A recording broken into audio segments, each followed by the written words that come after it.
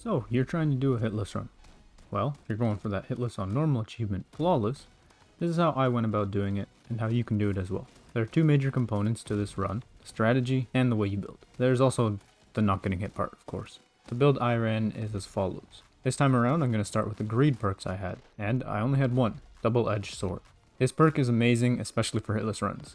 You gain 5% of the damage you deal as crystals, and since you can't get hit for the run, this is perfect since it makes scaling in the early game super easy. With greed perks, a lot of them are actually helpful in a hitless run. Some of the ones you would really want would be stuff like Cursed Lottery, Glass Cannon, Brute Force, and of course what I just mentioned that I used, Double-Edged Sword. The only ones that you really want to avoid are Double Trouble, because you don't want to double enemy health, and Leap of Faith, because you don't want to accidentally take fall damage. Slippery Slope might also just end up ruining the run due to the health loss at the beginning of every island, and I believe that counts as taking damage, so I'd avoid that. Here are the important gun mods: Sharp Shot, High Caliber, Big Mag, Aura Shot, Damage Shot, Juiced, Trick Shot, and Hot Shot. Then, these are the other mods that I just ran. They're not really that important, don't get me wrong, some of these are great, but I just had them at low levels, so they weren't really doing too much for the run. You can throw on these mods as well just for extra DPS or other stuff that you believe will help.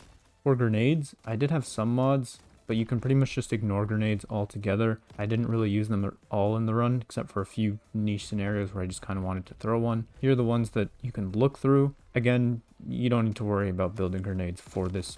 Then, here are the perks I used. We have Green Dice, Performance Bonus, Tony's Black Card, Vitality, Gemstone, Collector, and Special Delivery. These are all very good, especially for helping yourself scale and just gain a lot of loot very quickly to keep your damage very high so you can eliminate islands super easily.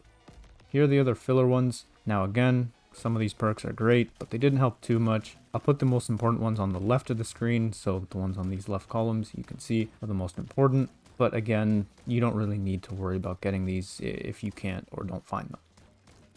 Now that the build is out of the way, how do we go about doing this, and how is the run different from what a regular run is? Well, first off, you can't get hit. It's kind of obvious. But if you do get hit, you may or may not be able to quit to the lobby, then jump back into your run from the last checkpoint, and since that checkpoint was from before you got hit, you can just continue your run as if nothing happened. I know it's not super legit, but I'm just saying that might be a possibility. Moving on. The biggest thing is no longer focusing on any healing or health related upgrades, or island choices, apart from the Vitality perk, because you'll always be at max health, so gaining that extra damage is really good. You want to also use max health reduction totems when you see them. Avoid using totems that take health though, because I believe that counts as taking damage. Whereas if you just lose 50% of your max HP, that does not count as taking damage. But if you have a totem that takes away 50% or 30% of your current HP, that does count as taking damage as far as I know. So once you've kind of avoided those health islands and you kind of go around getting those totems, what are the islands you want to focus on?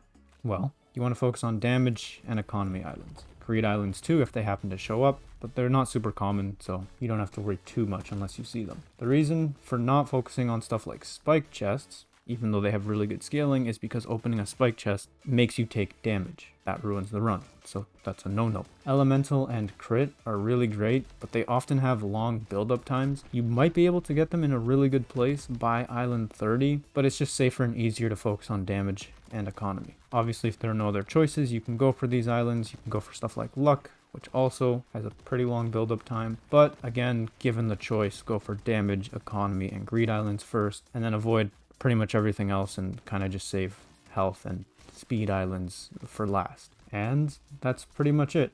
You can see that I managed to scale this build really fast and get my damage up really quick, especially if you've been looking at some of the back reels and the videos that are kind of just playing in the back as I'm talking. And this is kind of like the build that I was able to get at the end of it, which has quite a lot of mod upgrades onto it. That's pretty much it. Hopefully I was able to help in some way. Best of luck and have fun.